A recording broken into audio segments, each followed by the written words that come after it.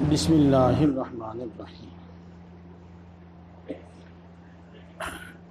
دوستو، رسول اللہ صلی اللہ علیہ وسلم کا یہ طریقہ تھا کہ جب رمضان المبارک آتا تو رمضان کے روزوں کی فضیلت بیان فرماتے ہیں۔ رمضان کی راتوں میں عبادت کی فضیلت بیان فرماتے ہیں۔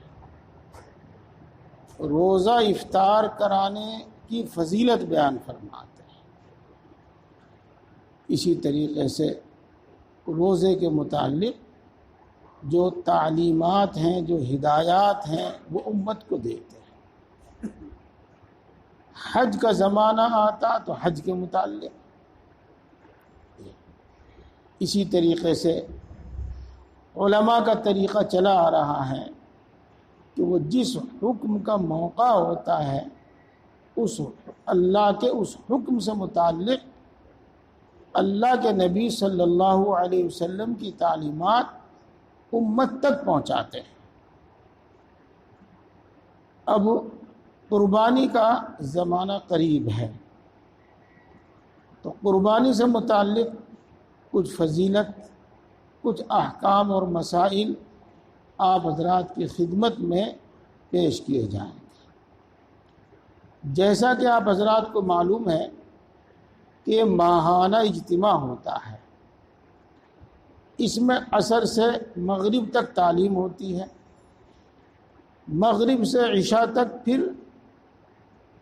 عمومی بیان ہوتا ہے، عشاء کے بعد کچھ سیکھنا سکھانا ہوتا ہے، تہجد میں اٹھتے ہیں اس وقت ذکر کرتے ہیں، اور پھر فجر کی نماز کے بعد اشراق تک تعلیم ہوتی ہے۔ آپ حضرات سب اپنا وقت فارغ کر کے قریب ان 12 گھنٹوں میں دین سیکھنے کے لیے مسجد میں حاضر رہیں، مسجد میں موجود رہیں،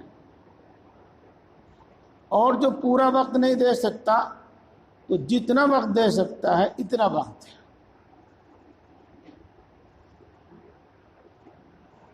جس شخص پر زکوٰۃ فرض ہے اس پر قربانی کرنا بھی واجب ہے، اور اس کا بیان کہ زکوٰۃ کس پر فرض ہے اوپر گزر چکا، اور بعض ایسے بھی ہیں جن پر زکوٰۃ تو فرض نہیں لیکن ان پر قربانی کرنا واجب ہے۔ اس بات کو کسی عالم سے پوچھ کر اچھی طرح سمجھ لینا چاہیے، اور جس شخص پر قربانی واجب نہ ہو اگر وہ بھی قربانی کرے یا اپنے نابالغ بچوں کی طرف سے قربانی کرے تو اس کا بھی بہت ثواب ہے، اور اگر کسی میت کی طرف سے قربانی کرے تو اس میت کو، اس مردے کو بہت ثواب ملتا ہے۔ دوستو، بہت ساری باتیں اس میں آ گئی ہیں اور آپ ان میں سے زیادہ تر باتوں کو سمجھ بھی گئے ہوں گے، لیکن ایک بات کو سمجھیے گا اور بہت دھیان سے سمجھیے گا۔ جو عادت ہو گئی، جو رسم و رواج ہو گیا، اس کے مطابق ہم عمل کرتے رہیں تو اس سے وہ عمل عبادت نہیں رہتا، اس سے وہ عمل اللہ کے ہاں قبول نہیں ہو جاتا، اس پر اللہ تبارک و تعالیٰ کی طرف سے جو ثواب ہے وہ نہیں ملتا، اس کا جو اجر و انعام ہے دنیا میں آخرت میں وہ نہیں ملتا، بلکہ ہم سب کا فرض ہے کہ ہم اچھی طریقے سے اس بات کو سیکھیں اور سمجھیں، مثلا کہ قربانی کس شخص پر واجب ہے، اور جس پر واجب ہے ہر آدمی کرے،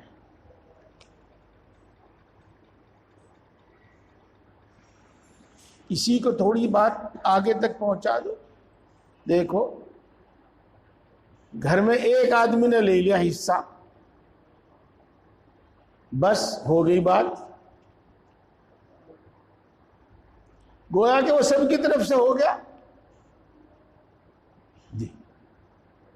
تو دوستو ایسا نہیں،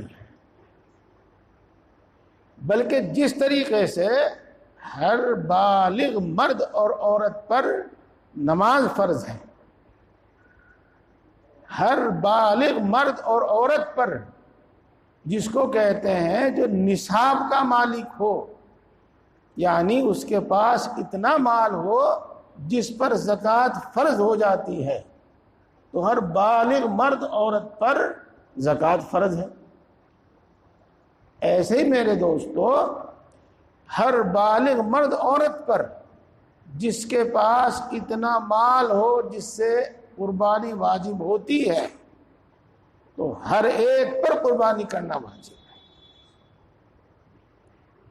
ایسا نہیں کہ باپ نے لے لیا سب کی طرف سے کافی ہو گیا، شوہر نے لے لیا بیوی کی طرف سے بھی کافی ہو گیا، باپ نے لے لیا بیٹوں کی طرف سے بھی کافی ہو گیا. ایسا نہیں ہے. سب سے پہلے میں بیوی کا مسئلہ بتلا دوں. ہاں، بیوی کے پاس اپنے ماں باپ کی طرف سے دیا ہوا وہ زیور ہوتا ہے، اس میں چاندی کا بھی ہوتا ہے، سونے کا بھی ہوتا ہے. میں لمبی بات نہ کر کے مختصر بات کروں، اگر اس کے پاس مثلاً 2 تولہ 1 تولہ سونا ہے اور اس کے پاس 10-20 تولہ چاندی ہے، یہ تو دونوں ملا کر یہ اتنا مال ہو گیا جس پر قربانی واجب ہے. تو بیوی پر بھی قربانی واجب ہوگی، اس عورت پر بھی قربانی واجب ہوگی، اس کو بھی کرنی ہے. ابھی چاندی کا بھاؤ معلوم کر کے حساب لگایا تھا، جس شخص کے پاس چاندی اور سونا دونوں زیور ملا کر 38,000 روپے کی مالیت کا زیور ہے، تو اس پر قربانی واجب ہے. اس سے زیادہ ہے پھر تو قربانی واجب ہے ہی. اگر سونا اور چاندی دونوں ملا کر 38,000 روپے کی مالیت کا زیور ہے تو اس پر قربانی واجب ہے. مرد ہو تب بھی واجب ہے، عورت ہو تب بھی واجب ہے. اسی طریقے سے جس شخص کے پاس 38,000 روپے کے برابر تجارت کا کوئی بھی مال ہے تو اس پر قربانی واجب ہے. اسی طرح جس شخص کے پاس اس کی ضرورتوں سے زیادہ 38,000 روپے کا کوئی بھی سامان ہے تو اس پر قربانی واجب ہے. یہ مسئلہ. اس کی اور باتیں تو آپ کو خوب اچھی طرح سمجھ میں آ گئی ہوں گی. 1-2 مثال جس سے بات سمجھ میں آ جائے. ایک آدمی ہے، ایک مکان میں تو وہ رہتا ہے جو اس کی رہنے کی ضرورت کو پوری کر رہا ہے. اب اس کے پاس ایک دوسرا مکان بھی ہے، اس کے پاس ایک گھیر بھی ہے، اس کے پاس ایک پلاٹ بھی ہے، یا تینوں میں سے کوئی ایک چیز ہے، دوسرا کوئی گھر ہے، گھیر ہے یا پلاٹ ہے، اور وہ اس کی ضرورت سے زیادہ ہے. اس نے وہ اس نیت سے ڈال رکھا کہ بچے ہو جائیں گے، اپنا ان کا مکان بن جائے گا، یہ اس کی ضرورت سے زیادہ ہے. اگر اس کی مالیت 38,000 روپے ہے تو اگر اس کے پاس کچھ اور نہیں بھی ہے تو بھی اس پر قربانی واجب ہے. یہ مسئلہ ہے. ایسے میرے دوستو گھر میں آج کل بہت سارا سامان ہوتا ہے اور اس میں بہت سارا ضرورت سے زیادہ بھی ہوتا ہے. مثال کے طور پر نئی بہو آئی ہے, نئی دلہن آئی ہے, تو بہت سارے برتن لے کر آئی ہے اور سب برتن پیک رکھے ہوئے ہیں اسی طرح سے, ابھی ان کو چھیڑا بھی نہیں, بھی ہاتھ بھی نہیں لگایا. جی, وہ اس کی ضرورت سے زیادہ ہے. اگر ان کی مالیت 38,000 روپے ہے تو اس پر قربانی واجب ہے. دلہن آئی ہے 20 جوڑے 30 جوڑے, اب تو کچھ حد ہی نہیں رہی. ہاں, اب اس کے پاس جو جوڑے ضرورت سے زیادہ رکھے ہوئے جن کو وہ پہن نہیں رہی ہے, 2 جوڑے سلوا لیے, 4 جوڑے سلوا لیے, 6 جوڑے سلوا لیے, اب وہ جو 10 15 20 جوڑے اور رکھے ہوئے ہیں جس کی اس کو سمجھو اس کی ضرورت سے زیادہ ہے, ان کی قیمت اگر 38,000 روپے ہے تو اس پر قربانی واجب ہے.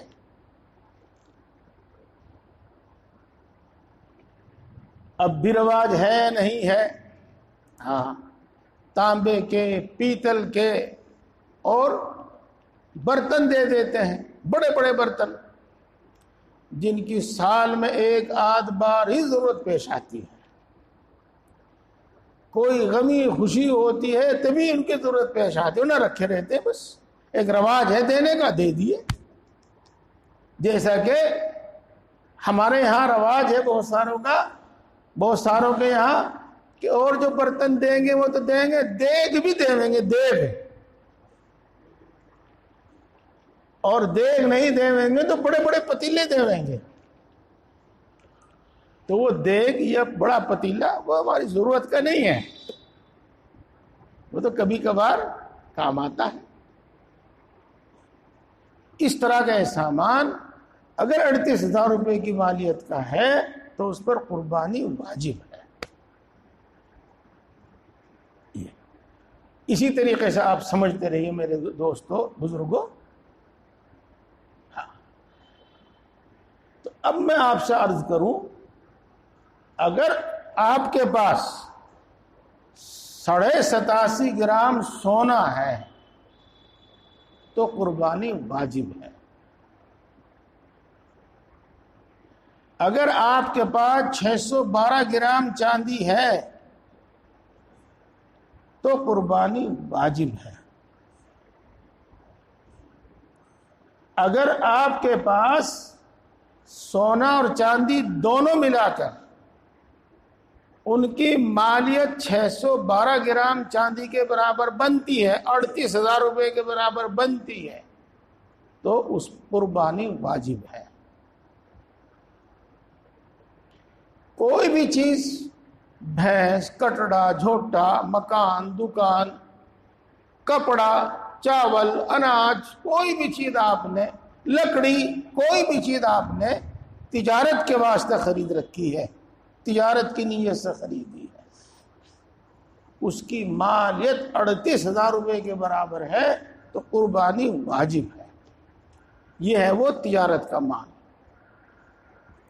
وہ چیز جس کی آپ کو ضرورت ہی پیش نہیں آتی, اگر آتی ہے تو کبھی کبھار ضرورت پیش آتی ہے, تو وہ سامان آپ کی ضرورت سے زیادہ ہے. اگر وہ 38,000 روپے کی قیمت کے برابر ہے تو وہ اس پر قربانی واجب ہے. اس کی میں ایک مثال دیتا ہوں. ایک آدمی ہے, بڑا بہت شوقین مزاج آدمی ہے جی, اس کے پاس بلٹ بھی ہے, اس کے پاس اس سے نیچے کی جو اور گاڑیاں ہیں 2 ویلر وہ بھی ہے,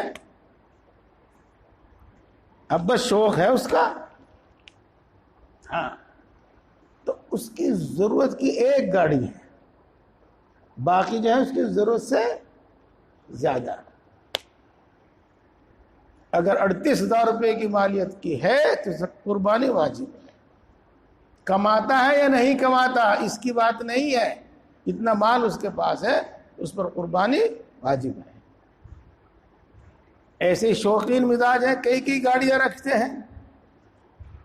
مان لو اگر کوئی آدمی 4 گاڑی رکھتا ہے، چاروں کی اس کی ضرورت ہے تو چاروں اس کی ضرورت کی ہے، لیکن شوق میں 4 گاڑی رکھ کی ضرورت اس کی ایک سے بھی پوری ہو رہی ہے.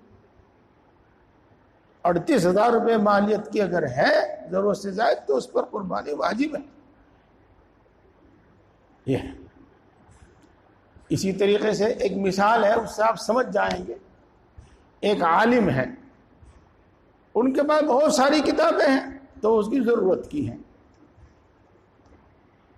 ایک عالم نہیں ہے، یا تو اس نے شوق میں خرید رکھی یا اس کے باپ دادا میں سے کوئی عالم تھا، اس کا کتب خانہ تھا، اس کی بڑی بڑی کتابیں وہاں رکھی ہوئی ہیں، لیکن یہ ان کو پڑھنے کے لائق نہیں ہے، ان کو سمجھنے کے لائق، اس کے علم اور سمجھ سے اوپر کی ہیں وہ، تو وہ اس کی ضرورت سے زیادہ ہیں، ان پر قربانی واجب ہے. یہ بہت ساری مثالیں میں نے آپ کے سامنے دی تو ماشاءاللہ آپ بہت کچھ سمجھ گئے ہوں گے. اس لیے اب ہم سب کے ذمہ لازم اور ضروری ہوتا ہے کہ ہم اپنی مالیت کا جائزہ لیں، اپنے سامان کا جائزہ لیں. میرے پاس کتنا سونا ہے، میرے پاس کتنی چاندی ہے، یا میرے پاس میری ضرورت سے زیادہ بینک میں پڑے ہوئے ہیں 40-38 ہزار روپے، تو جائزہ لیں. اگر آپ کی سمجھ میں مسئلہ آ جائے تو اچھی بات ہے. اگر آپ یہ طے نہ کر سکیں کہ میرے پہ قربانی واجب ہوتی ہے کہ نہیں ہوتی، اور یہ مال یہ سامان میری ضرورت کا ہے یا نہیں ہے، تو مفتی صاحب سے معلوم کرو، اپنا سب کچھ بتا کے مفتی صاحب سے معلوم کرو، اور اگر واجب ہے تو خوشی خوشی قربانی کرو. دوستو سننا چاہیے، اور ہمیشہ سننا چاہیے، اور بار بار سننا چاہیے.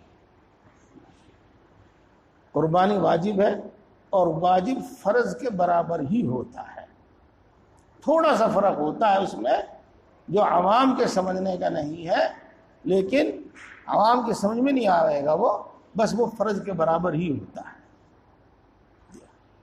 اس کے علاوہ آپ دیکھیے گا کہ رسول اللہ صلی اللہ علیہ وسلم نے کیا ارشاد فرمایا اس شخص کے بارے میں جس پر قربانی واجب ہو اور وہ قربانی نہ کرے.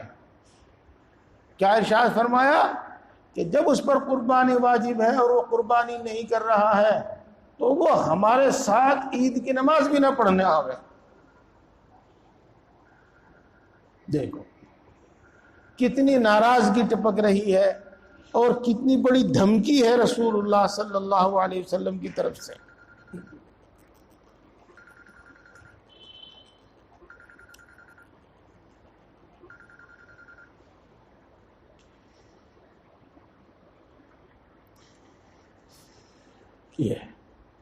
اس واسطے یہ بات جو اوپر بتائی گئی ہے میں نے سمجھانے کی کوشش کی ہے، آپ خوب سمجھ گئے ہوں گے، اور جس کی ضرورت پیش آوے وہ علماء سے معلوم کر کے، مسئلہ معلوم کر کے، اور جس پر قربانی واجب ہے وہ قربانی کرے.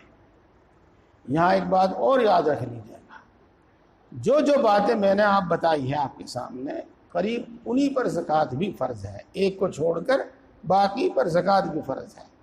تو زکوٰۃ جب فرض ہوتی ہے جب مال پر سال گزر جانا ہے، اور قربانی اس وقت بھی واجب ہو جاتی ہے جب سال نہ گزرے. اس پر سال نہ گزرے جب بھی قربانی واجب ہو جاتی. مثال کے طور پر بتاتا ہوں میں آپ کو، آپ کے کسی کے ذمے 50,000 روپے تھے، اور وہ سمجھو نہ ہٹ گیا تھا، دے نہیں رہا تھا، کہ کوئی بات ایسی ہوئی وہ پیسے دینے کو تیار ہو گیا، اور اس نے عید سے ایک دن پہلے آپ کے وہ 50,000 روپے آپ کو دے دیے، تو قربانی واجب ہو گئی. عید کے پہلے دن دے دیے تو بھی قربانی واجب ہو گئی، دوسرے دن دے دیے تو بھی قربانی واجب ہو گئی، تیسرے دن دے دیے تو بھی قربانی واجب ہو گئی۔ یہ ایک شخص ہے، مثال کے طور پر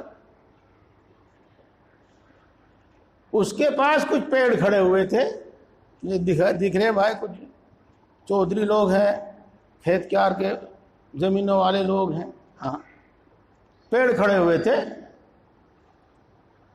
اس نے 2 دن 4 دن پہلے بیچ دیے اور 50,000 روپے 1,00,000 روپے اس کے پاس آ گئے، تو اب اس پر قربانی واجب ہے، ان پر سال بھر گزرنا ضروری نہیں ہے۔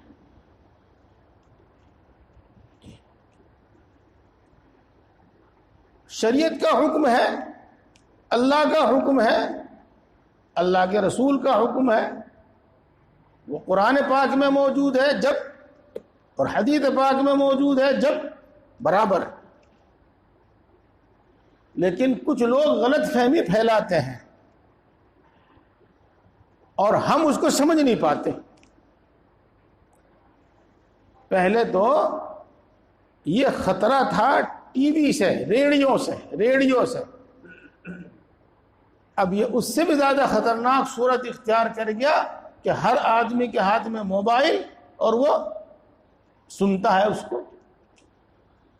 ہاں، اور اگلی بات میری سمجھیے اور دھیان سے سنیے، بہت سارے لوگ ہیں جن کی بڑی بڑی داڑیاں ہیں، بڑی داڑھی رکھ رکھی اس نے، پگڑی بھی باندھ رکھی اس نے، اور صورت میں فرشتہ دکھائی دیتا ہے وہ، لیکن اس نے وہ پگڑی اور اس نے یہ داڑھی ہمیں گمراہ کرنے کا واسطہ رکھ رکھی ہے۔ نہ معلوم کیا کیا مسئلے بیان کرتا رہتا ہے، نہ معلوم کیا کیا باتیں بیان کرتا رہتا ہے، اور ہمارے عام مسلمان، عام بھائی یہ سمجھ کر کہ تو مولانا دکھائی دے رہا ہے، حضرت جی دکھائی دے رہا ہے، اس کی بات سنتے ہیں اور غلط فہمی میں مبتلا ہو جاتے ہیں۔ بعض لوگ کہتے ہیں اجی داڑھی کا کہیں قرآن پاک میں تو ذکر ہے نہیں جی، تو اس کا مطلب یہ ہے کہ اگر قرآن پاک میں داڑھی کا ذکر ہے تو داڑھی رکھنا شریعت کا حکم ہے، اور اگر قرآن پاک میں نہیں ہے تو یہ شریعت کا حکم نہیں ہے، یہی تو مطلب ہوا اس کا۔ ہاں، تو یہ ہمیں گمراہ کرنے کے واسطے ہے، دین کے بارے میں شک و شبہ پیدا کرنے کے واسطے ہے، وہ ہمارے دلوں میں ہمارے دین کے بارے میں شک و شبہ پیدا کر رہا ہے۔ جی ہوشیار رہنا چاہیے، یوٹیوب مت سنا کرو، اس پر جو لوگ بولے ان کی نہ سنا کرو، آپ کے گاؤں میں، آپ کی بستی میں، آپ کے قرب و جوار میں جو معتبر عالم ہیں ان کے پاس جایا کرو، ان کی سنا کرو، ان سے مسئلہ پوچھا کرو، اور اگر ایسے ہی جانے پہچانے کسی عالم کی بات جس کو آپ خوب جانتے ہیں کہ ہاں معتبر ہے، یہ مت دیکھنا کہ اس کو فالوور کتنے ہیں، یہ مت دیکھنا، ہاں آپ کا جانا پہچانا ہے، آپ جانتے ہیں، اسی کا کسی نے بیان یوٹیوب پہ ڈال دیا ہے تو چلو اس کو بھی سن سکتے ہیں۔ اول تو میرے دوستو یوٹیوب میں مت گھسا کرو، اگر ہم وہاں قرآن پاک بھی سنتے ہیں تو وہ کیا کہیے گا، وہ کھولنے کے واسطے اور نہ معلوم کتنی گندی چیزیں ہمارے سامنے آتی ہیں، اور اب تو ایسے سسٹم ہو رہے کھول لو کچھ کھلے کچھ، کھولو قرآن پاک اور آ رہے واضح اس میں نہ معلوم کیا کہیں کہ ایڈ، تو اگر اس سے بچو تو بھی اچھا ہے۔ خیر، تو کچھ لوگ یوں کہتے ہیں جی قربانی کا ذکر قرآن پاک میں بھی ہے کیا؟ تو میرے دوستو یہ ہمارے دل میں شک و شبہ پیدا کر رہا ہے وہ شخص، اور شک و شبہ پیدا کرنا چاہتا ہے۔ خیر، ہم آپ کو بتا دیں کہ قربانی کا ذکر قرآن پاک میں بھی ہے، جی ہاں۔ اللہ تعالیٰ نے ارشاد فرمایا کہ ہر امت کے واسطے قربانی کرنا مقرر کیا گیا ہے۔ دیکھو اللہ تعالیٰ قرآن پاک میں ارشاد فرماتے ہیں ہر امت کے واسطے قربانی ہے۔ اس کو آپ اس طرح سمجھو، دیکھو جیسا کہ ابھی کچھ دن پہلے 2 مہینے پہلے رمضان گزرا ہے، وہاں آپ نے سنا ہوگا کہ اللہ تبارک و تعالیٰ نے تم پر روزہ رکھنا فرض کیا، جیسے کہ تم سے پہلی اور امتوں پر روزہ رکھنا فرض کیا۔ یہ کوئی خاص تمہارے ہی لیے نہیں بلکہ تم سے پہلی امتوں پر بھی فرض تھا۔ تو قربانی بھی خاص تمہارے ذمہ واجب نہیں ہے بلکہ تم سے پہلی امتوں پر بھی قربانی واجب ہے۔ اللہ تعالیٰ نے ارشاد فرمایا کہ ہر امت کے واسطے قربانی کرنا مقرر کیا گیا، اس واسطے تاکہ وہ کچھ جانوروں پر، کچھ چوپاؤں پر، کچھ جانوروں پر، اور کچھ جانور سے خاص قسم کے جانور ہی مراد ہیں، ہر جانور مراد نہیں، جیسے گائے مراد ہے، اونٹ مراد ہے، بکری مراد ہے، بھیڑ، دمبا، یہ سب بکری کی نسل ہیں۔ ان جانوروں پر اللہ تبارک و تعالیٰ کا نام لے، اللہ کا نام لے کر ذبح کرے، قربانی کرے، یہ مطلب ہے۔ دوستو پہلے تو تم گائے کے بارے میں ہی سن لو۔ ہاں، ہماری اس عید کا کیا نام ہے؟ عید الاضحیٰ، اور ہم لوگ اس کو اپنی اردو میں کیا کہتے ہیں؟ بقرہ عید، بڑے قاف سے بقرہ عید، اور بقرہ کے معنی آتے ہیں گائے کے۔ تو یہ عید تو ایسی ہے جس میں گائے ذبح کی جاتی ہے، گائے ذبح کرنے ہی کی عید ہے یہ بقرہ عید۔ اب اس کو کچھ لوگ لکھنے لگے بکری عید، بقرہ عید کے بجائے بکری عید یوں لکھنے لگے۔ ایک تو اس وجہ سے کہ ہندی میں اردو کی بات صحیح لکھی نہیں جاتی، بہت سے بات صحیح نہیں لکھی جاتی، یہ بھی، اور ہو سکتا ہے کچھ اور نیت ہو۔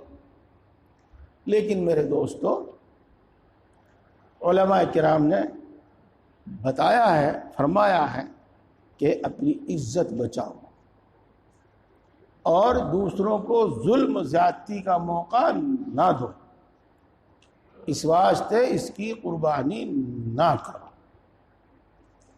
اور دوسرے جانور ہیں ان کی قربانی کر لو۔ دوسرے جانور بس کٹڑا ہی بچا آگے دو، بکرا بچا آگے دو۔ ہاں، یوں تو قربانی اونٹ کی بھی ہوتی ہے، لیکن یہاں اونٹ پر بھی قربانی پابندی لگا رکھی۔ بہرحال کٹڑا ہے، بکرا ہے، اس کی قربانی کرو، اس پر اللہ کا نام لو۔ یہ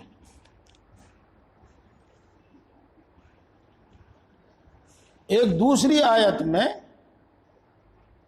ان کے کھانے کا حلال ہونا بھی ذکر کیا گیا ہے، اور یوں فرمایا ہے کہ وہ 8 چیزیں ہیں نر و مادہ۔ بھیڑ میں 2 قسم نر و مادہ، دمبا بھی، بھیڑ میں دمبا بھی آ گیا، اور بکری بھی اسی میں آ گئی۔ اسی طرح 2 قسم اونٹ ہیں یعنی نر مادہ، وہی 2 قسم گائے میں بھی آ گئی، وہی 2 قسم بھینس میں بھی آ گئی۔ بھئی یہی جانور ہیں، ان کی قربانی۔ بات پوری ہو گئی۔ دیکھو ہم تو الحمدللہ آپ کو صاف صاف بتاتے ہیں، لیکن کچھ لوگ دھوکہ دیتے ہیں، اور وہ صاف صاف نہیں بتاتے، دھوکہ دے کر آپ کو بتاتے ہیں۔ کچھ لوگ ہیں وہ یوں کہتے ہیں کہ 7 مرغے اگر ذبح کر دے تو بھی ایک قربانی ہو جاتی ہے، تو بھی ایک حصہ ہو جاتا ہے۔ تو ہے جن کے نزدیک ہے، اور وہ بڑی چالاکی سے اس کو ہمارے اندر بھی پھیلانا چاہتے ہیں۔ تو ہوشیار رہیے گا، 7 نہیں 10 یا 100 بھی اگر مرغے کرے تو اس سے قربانی نہیں ہوگی۔ جو جانور اللہ نے بتائے ہیں بس انہی کی قربانی ہوگی، اس کے علاوہ کسی وہ جانور کی نہیں ہوگی۔ مثال کے طور پر اگر کوئی شخص ہرن پال لے اور وہ بکری کی طرح کا ہے اور اس کی قربانی کرنے لگے تو قربانی نہیں ہوگی۔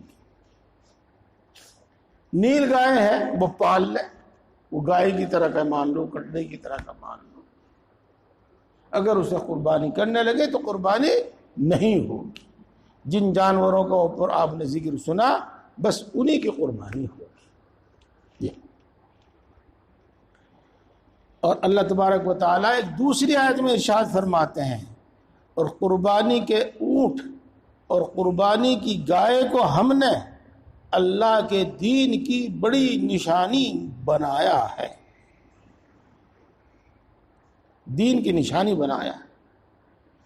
یہ قربانی کے جانور اور قربانی کا جانور اور قربانی یہ دین کی یادگار ہے اور دین کا شعار ہے اور دین کی بڑی نشانی ہے۔ ان کی قربانی کرنے سے اللہ تبارک و تعالیٰ کی عظمت ظاہر ہوتی ہے، اور ان کی قربانی کرنے سے دین کی بلندی اور عظمت ظاہر ہوتی ہے۔ اور اس میں علاوہ ان جانوروں کے اور بھی دوسرے فائدے ہیں، مثلا دنیاوی فائدہ کھانا اور کھلانا، اور آخرت کا فائدہ ثواب، وہ تو ہے ہی۔ یہ بات، یہ 2 آیتیں آپ کے سامنے آتی ہیں۔ ایک تیسری آیت اور سنو، اللہ تبارک و تعالیٰ ارشاد فرماتے ہیں کہ اللہ کے پاس نہ ان جانوروں کا گوشت پہنچتا ہے اور نہ ان جانوروں کا خون اللہ کے پاس پہنچتا ہے، ہاں تمہارا تقوی اور تمہارا اخلاص اللہ تبارک و تعالیٰ تک پہنچتا ہے۔ اخلاص تو آپ جانتے ہی ہیں، خالص اللہ کی رضا کے واسطے قربانی کرنا۔ اگر آدمی دکھاوے کے واسطے قربانی کرے تو قربانی تو ہو جاتی ہے، فرض تو آدمی کے ذمے سے اتر جاتا ہے، لیکن کوئی ثواب نہیں ملتا ہے۔ ارے ایک حصہ تو لے ہی لو بھائی، کیا کہیں گے اڑوسی پڑوسی کہ حصہ بھی نہیں لیا۔ تو دوسروں کی کہنے سننے سے بچنے کے واسطے قربانی کر رہا ہے، دوسروں کی نگاہوں میں دیندار بننے یا مالدار بننے کے لیے قربانی کر رہا ہے۔ تو بھائی یہ اخلاص نہیں ہے، اخلاص کے خلاف بات ہے۔ اخلاص کے ساتھ، اخلاص کا بیان آپ سنتے رہتے ہیں، اس کا حاصل یہی ہے کہ صرف اور صرف اللہ کو خوش کرنا، اور اللہ نے اس پر جو انعام اور اکرام رکھا ہے وہ حاصل کرنا ہماری غرض ہے۔ اللہ کے پاس تقوی پہنچتا ہے، تقوی کا مطلب ہوتا ہے اللہ کی نافرمانی سے بچنا۔ تم نے جو قربانی کی ہے وہ شریعت کے مطابق بھی کی کہ نہیں کی، اللہ تو اس بات کو دیکھتا ہے۔ یہ مثال کے طور پر بہت سارے دھیان ہی نہیں کرتے اس بات کا، گئے اور جو تکڑا سا موٹا سا جانور دیکھا خرید لیا، چاہے بکرا ہے چاہے کٹڑا ہے، جی بہت تکڑا جی وہ تو، ہاں بھائی تکڑا موٹا تو بعد میں دیکھیو، پہلے ہی دیکھو یہ 2 سال کا ہے کہ نہیں ہے۔ اگر وہ پتلا بھی ہے اور 2 سال کا ہے تو ہو جاوے گا اور قربانی صحیح ہوگی، اور اگر وہ بہت موٹا تکڑا ہے لیکن 2 سال کا نہیں ہے تو قربانی نہیں ہونے کی۔ یہ تو پہلے دیکھو کہ 2 سال کا ہے بھی کہ نہیں۔ آپ تو جانتے ہیں ان باتوں کو۔ جب کٹڑا بکرا دانت توڑ دیتا ہے تو بکرا اگر دانت توڑ دے تو اس کے 1 سال کا ہونے کی علامت ہے، پکی علامت ہے۔ 1 سال سے پہلے بکرے کے دانت نہیں ٹوٹتے، اور جب کٹڑا دانت 2 دانت توڑ دے، 2 دانت ہو جاوے، تو وہ اس کی علامت ہے کہ 2 سال کا ہے۔ 2 سال سے پہلے اس کے دانت نہیں ٹوٹتے،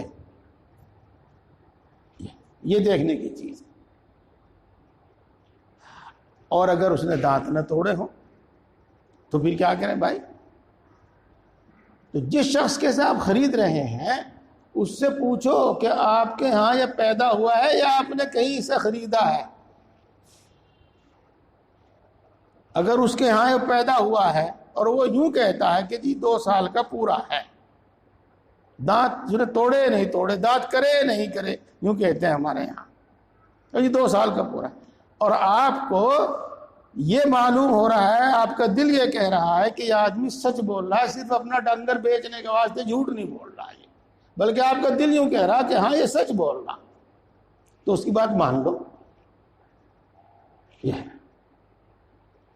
ایسے ہی اگر وہ کہے جی میرے گھر تو پیدا نہیں ہوا تو میں تو خرید کے لایا ہوں، بھائی تیرے پاس کیا سند ہے اس کی کہ یہ 2 سال کا ہے؟ وہ یوں کہے جی جہاں سے میں نے خریدا تھا میں نے اس سے پوچھا تھا کہ یہ 2 سال کا ہے۔ یہاں بھی دیکھ لو، اگر آپ کو یہ لگے کہ آدمی ٹھیک بول رہا ہے اور یہ آدمی صرف اپنا ڈنگر بیچنے کے واسطے، اپنا جانور بیچنے کے واسطے جھوٹ بول کر اس کو 2 سال کا نہیں بتا رہا بلکہ سچ بول رہا ہے، تو لے لو۔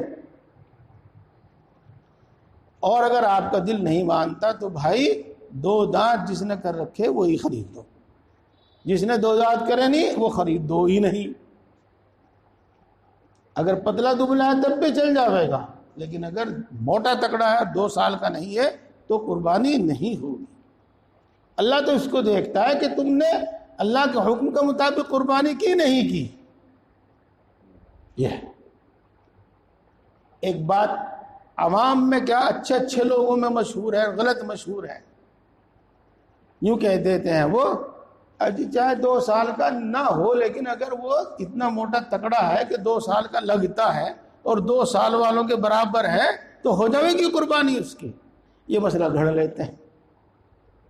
اگر بکرا 1 سال کا نہیں ہے لیکن 1 سال والوں میں اگر چھوڑ دیا جاوے تو وہ ان کے برابر دکھائی دے تو ہو جائے گی قربانی اس کی۔ تو دوستو ایسا نہیں ہے،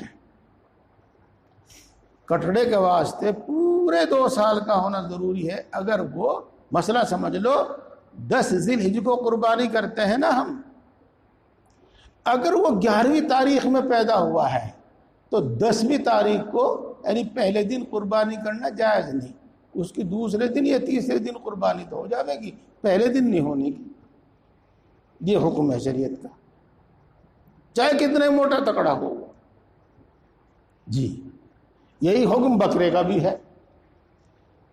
صرف مینڈھے کے اندر یہ بات ہے، چونکہ رسول اللہ صلی اللہ علیہ وسلم نے مینڈھے کے اندر یہ بات بتائی تھی کہ اگر وہ 6 مہینے سے زیادہ کا ہو اور اتنا موٹا فربا ہو کہ سال بھر کا معلوم ہوتا ہو تو مینڈھے کی ہو جاتی ہے، بکرے کی نہیں ہوتی، کٹڑے کی نہیں ہوتی۔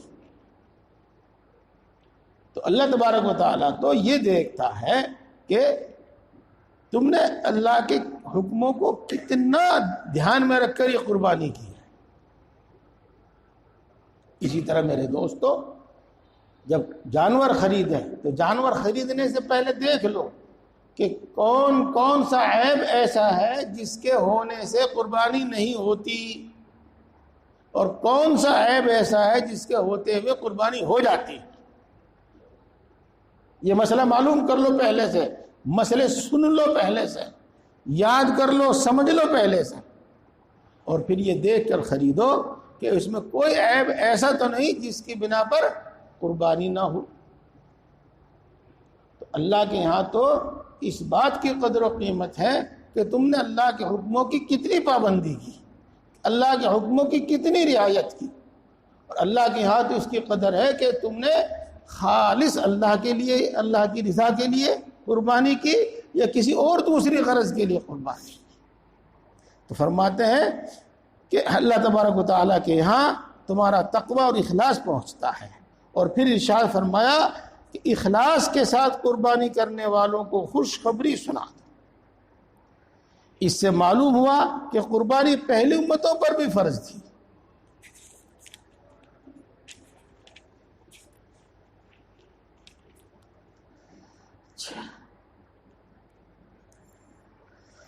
حضرت عائشہ رضی اللہ تعالی عنہا سے روایت ہے کہ رسول اللہ صلی اللہ علیہ وسلم نے ارشاد فرمایا کہ قربانی کے دن آدمی کا کوئی عمل اللہ تعالیٰ کے نزدیک قربانی کرنے سے زیادہ پیارا نہیں۔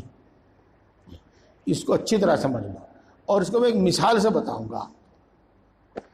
ایک شخص کے پاس 5,000 روپے ہیں اور وہ ان کو اللہ کی رضا کے واسطے خرچ کرنا چاہتا ہے، اللہ کی خوشنودی کے واسطے خرچ کرنا چاہتا ہے، اللہ کو راضی کرنے کے لیے خرچ کرنا چاہتا ہے۔ تو قربانی کے جو 3 دن ہیں، ان 3 دنوں میں اللہ سب سے زیادہ ہر عمل سے زیادہ قربانی کے عمل سے خوش ہوگا۔ وہ کسی غریب محتاج کو نہ دو، بلکہ سب سے اچھا عمل قربانی کرو اس کی۔ یہ 3 دن جب گزر جائیں اس کے بعد پھر آپ کے پاس جو پیسہ ہے تو آپ اس کو کسی کو دے دو، ضرورت مند کو دے دو، مسجد میں دے دو، مدرسے میں دے دو، لیکن ان 3 دنوں میں اللہ کے نزدیک اور اللہ کے یہاں سب سے زیادہ پسندیدہ عمل قربانی کا ہے۔ اور حضرت عائشہ رضی اللہ تعالی عنہا نے ارشاد فرمایا کہ قربانی کا جانور قیامت کے دن اپنے سینگوں اور اپنے بالوں اور اپنے کھروں سمیت حاضر ہوگا، یعنی ان سب چیزوں کے بدلے میں ثواب ملے گا۔ دیکھو دوستو، یہ بتاتا ہے کہ اللہ کے نزدیک یہ عمل کتنا پیارا ہے، یہ اللہ کے نزدیک کتنا محبوب ہے، اور بندے کے لیے اس میں کتنا ثواب ہے۔ یہ تو اللہ تبارک و تعالیٰ اس کی ہر چیز کا ثواب دے گا، یہ مطلب ہے۔ کھر، سینگ، حالانکہ یہ پھینکنے کی چیز ہیں، ان سے کسی کا بھلا نہیں ہوتا، یہ کسی کے کام نہیں آتے، نہ کوئی کھاتا نہ کوئی پیتا، لیکن اللہ ان کے بدلے بھی ثواب دے گا۔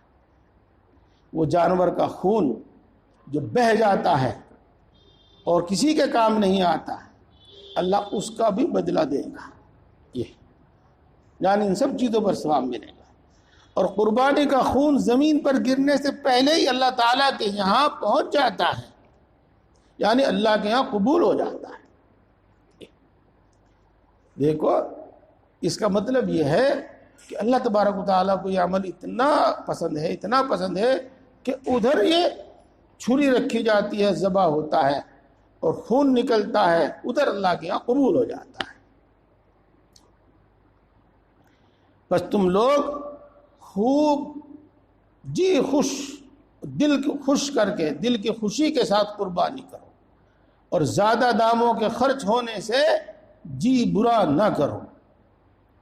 یہ حدیث پاک ہے جس کو ابن ماجہ نے روایت کیا ہے، امام ترمذی نے اس کو روایت کیا ہے، اور امام حاکم نے اس کو روایت کیا ہے۔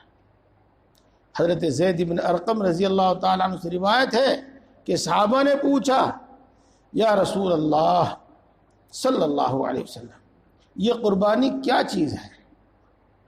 آپ نے ارشاد فرمایا، تمہارے باپ حضرت ابراہیم کا طریقہ ہے، انہوں نے قربانی کی تھی، اللہ تبارک و تعالیٰ نے ان کی قربانی پسند کی، قبول کی، اور پھر آنے والی امتوں پر اور آنے والی نسلوں پر بھی اس کو فرض کر دیا۔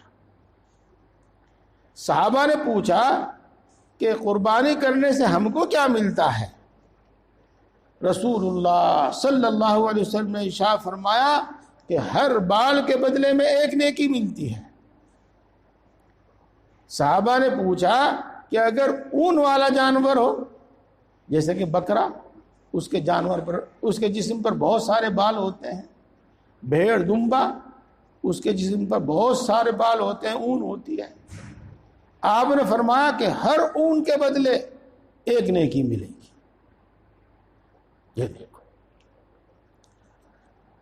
پورے جانور پر ہی اللہ ثواب نہیں دیں گے، بلکہ اس کے ہر بال کے بدلے بھی ثواب عطا فرمائیں۔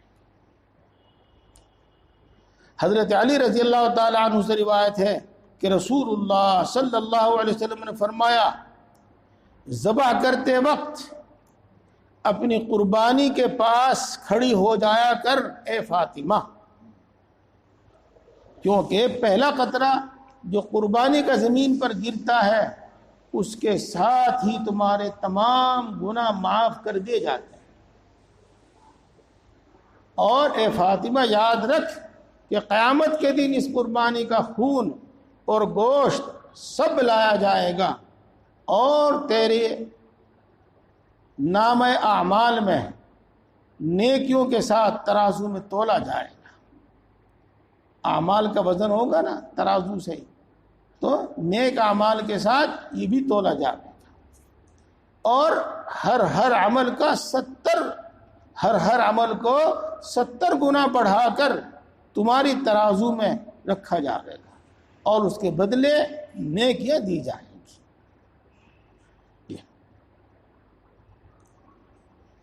اور ایک حدیث میں، اور اس حدیث سے آپ کی اولاد کے لیے بھی چلو، حضرت حسین ابن علی رضی اللہ تعالیٰ عنہ سے روایت ہے کہ رسول اللہ صلی اللہ علیہ وسلم نے فرمایا کہ جو شخص اس طرح قربانی کرے اس کا دل خوش ہو اور اپنی قربانی میں ثواب کی نیت رکھتا ہو، وہ قربانی اس شخص کے لیے دوزخ سے آڑ ہو جائے گی۔ کتنی بڑی فضیلت ہے۔ اور حضرت ابو ہریرہ رضی اللہ تعالیٰ عنہ سے روایت ہے کہ رسول اللہ صلی اللہ علیہ وسلم نے فرمایا کہ جو شخص قربانی کرنے کی گنجائش رکھتا ہو، یعنی اس پر قربانی کرنا واجب ہو، اور پھر بھی وہ قربانی نہ کرے تو وہ ہماری عیدگاہ میں بھی نہ آوے۔ اس سے کس قدر ناراضگی ٹپکتی ہے۔ کیا کوئی مسلمان رسول اللہ صلی اللہ علیہ وسلم کی ناراضگی برداشت کر سکتا ہے؟ یعنی نہیں کر سکتا، ہرگز نہیں کر سکتا۔ اور یہ ناراضگی اس وجہ سے ہے کہ اس پر قربانی واجب ہے اور قربانی نہیں کی اس نے۔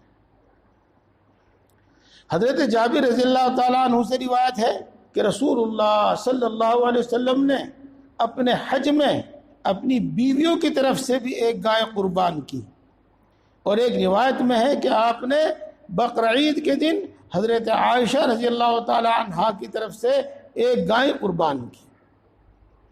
ہاں، بات ہو گئی اور حدیث بھی ہوگی، مطلب بھی آپ سمجھ گئے۔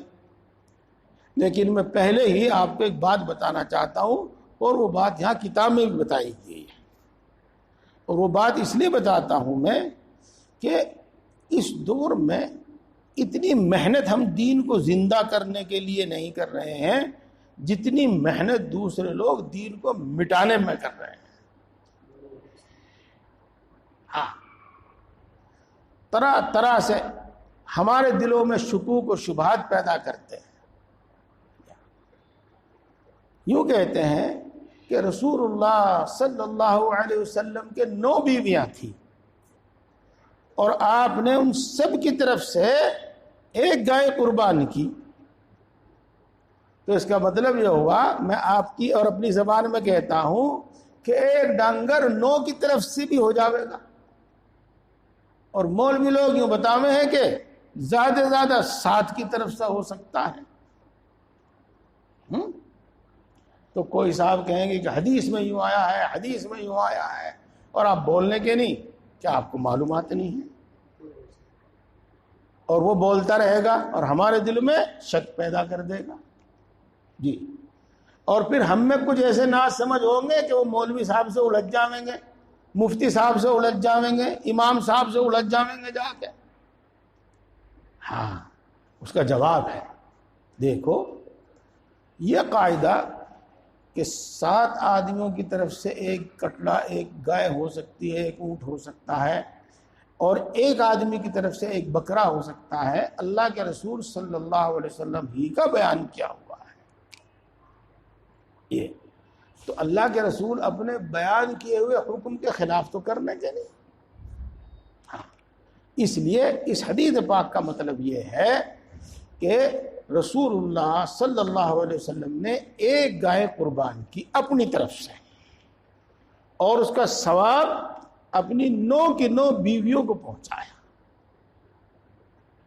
یہ مطلب نہیں کہ 9 حصے کرے ایک گائے میں، بلکہ ثواب 9 کی 9 بیویوں کو پہنچایا. بات تو سمجھ میں آ جاوے گی، اور نہ آئی ہو تو ایک دوسری حدیث سے سمجھ میں آ جاوے گی. رسول اللہ صلی اللہ علیہ وسلم نے 2 دمبے ذبح کیے، ایک اپنی طرف سے اور ایک پوری امت کی طرف سے. دیکھو ایک بکرا، ایک دمبا، ایک بھیڑ، اس میں تو ایک ہی حصہ ہوتا ہے. اور اس زمانے میں تو رسول اللہ صلی اللہ علیہ وسلم کی امت لاکھوں کی تعداد میں تھی، اور اگر آپ قیامت تک آنے والے لوگوں کو بھی اس میں شامل کر لیں اور ہیں شامل تو پھر تو وہ انگنت ہے. تو ایک ہی دمبا ساری امت کی طرف سے کافی ہے. کوئی بھی اس کا یہ مطلب نہیں سمجھے گا. ہر آدمی ہی سمجھے گا کہ آپ نے ایک دمبا، ایک بکرا قربان کیا اور اس کا ثواب پوری امت کو پہنچایا، بلکہ آنے والی نسلوں میں جو مسلمان ہوں گے، قیامت تک جو مسلمان ہوں گے، ان سب کو پہنچایا.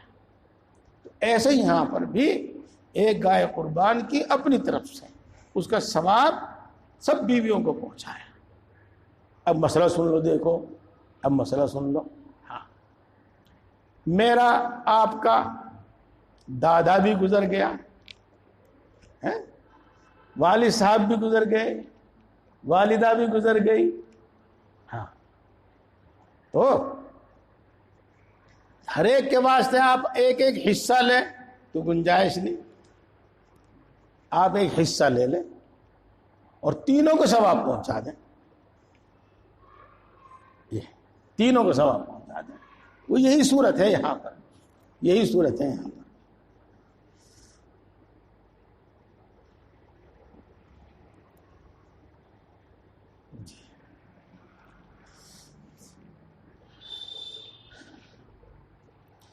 حدیث میں ہے کہ حضرت علی رضی اللہ تعالی عنہ کو دیکھا کہ 2 دمبے قربان کیے اور فرمایا ان میں ایک میری طرف سے ہے اور دوسرا رسول اللہ صلی اللہ علیہ وسلم کی طرف سے ہے.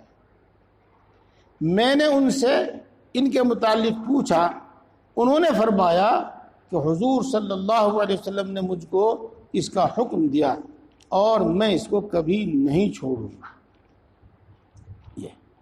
اس حدیث پاک سے کیا معلوم ہوا؟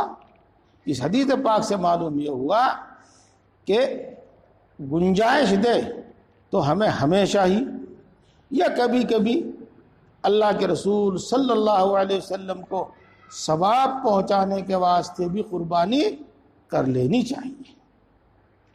یہ معلوم ہوا. ایک بات اور یاد رکھیے گا، جس شخص پر قربانی کرنا واجب ہے تو وہ واجب حصہ تو ہر حال میں لے گا. اس کے بعد اگر اس کا جی چاہے تو اپنے باپ کے واسطے، ماں کے واسطے، رسول اللہ صلی اللہ علیہ وسلم کے واسطے لے سکتا ہے. ایسا نہیں کہ فرض تو چھوڑ دے اور جو نفل کام ہے وہ کرنے لگے.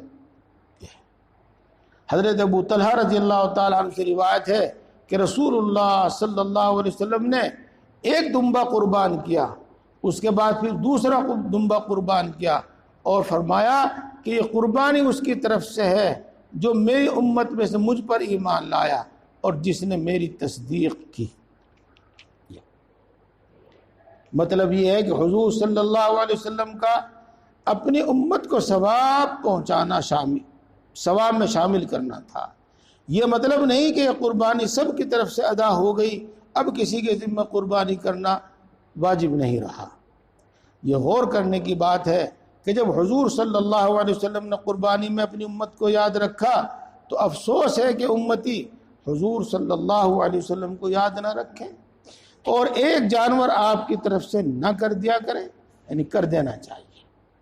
اور حضرت ابو ہریرہ رضی اللہ تعالیٰ عنہ سے روایت ہے کہ رسول اللہ صلی اللہ علیہ وسلم نے فرمایا کہ اپنی قربانیوں کو خوب کھلا پلا کر موٹا کر لیا کرو کہ وہ پل صراط پر تمہاری سواری ہو۔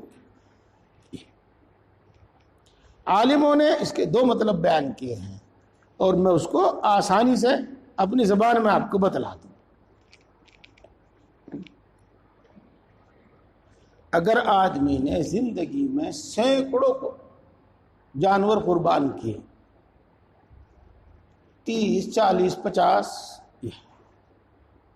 تو اس کو یا تو ان سب کے بدلے میں ایک بہت اچھی سواری دی جاوے گی جو ان سب کے برابر ہوگی، سمجھو اتنی شاندار، اتنی موٹی تکڑی ایک سواری دی جاوے گی جس سے وہ پل صراط پہ کو پار ہو جاوے گا۔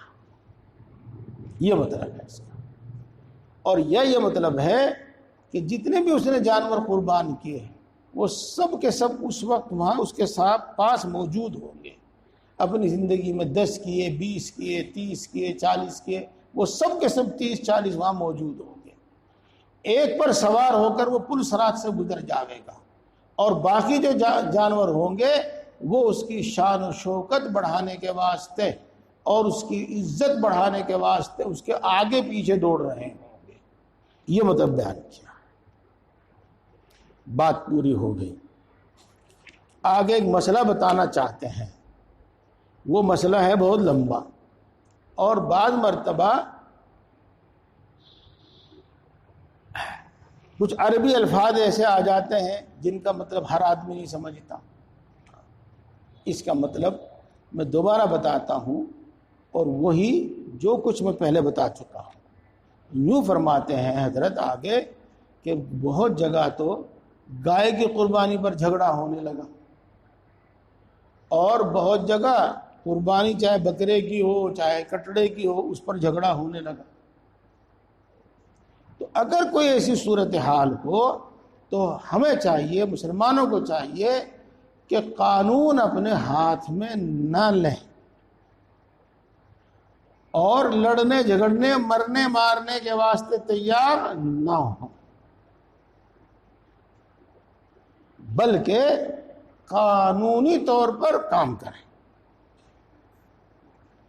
مثال کے طور پر اگر آپ کو دروغہ اور سیو پر ایسو پریشان کر رہا ہے تو سیو کے پاس چلے جاؤ، اس کے سامنے اپنی بات رکھو۔